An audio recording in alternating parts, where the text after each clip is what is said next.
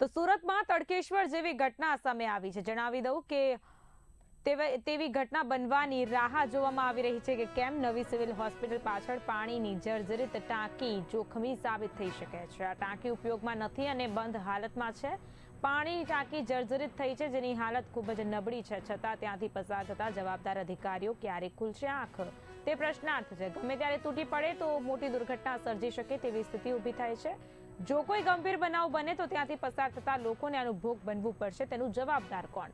તડકેશ્વર જેવું બનાવ બને તો તેની જવાબદારી કોની? સમગ્ર મામલે કોંગ્રેસ નેતાએ નિવેદન આપ્યું છે। આ ટાંકી એ ભાજપના 30 વર્ષના શાસનનો ભ્રષ્ટાચારનો જીવતો જાગતો નમૂનો છે।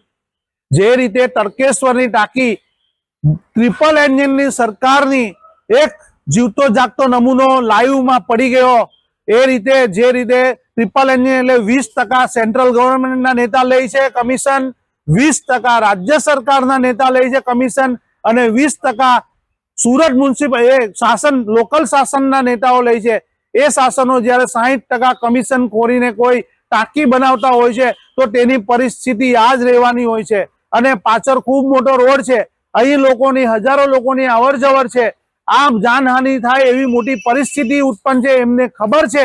તે છતાં પણ તેઓ જ્યાં સુધી આ ટેન્ડરની અંદર એમના કમિશન ફિક્સ થાય ત્યાં સુધી આ ટાંકી એમને એમ જ રહેશે। અને જો લોકોની જાન જશે તો તેની કિંમત મરનારની 5 લાખ રૂપિયા હશે, ઈજાગ્રસ્તની 50,000 હશે અને લોકોને મોટી કમિટી બેસાડી દેશે, એનો રિપોર્ટ જિંદગીમાં નહીં આવે અને લોકોની જાનહાનિ સાથે આ રીતે જ રમતા રહેશે।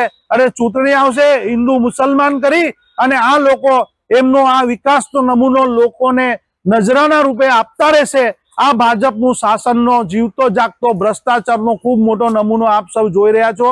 આ ગમે ત્યારે પડી જાય અને ખૂબ મોટી જાનહાનિ થાય એવી પરિસ્થિતિ છે।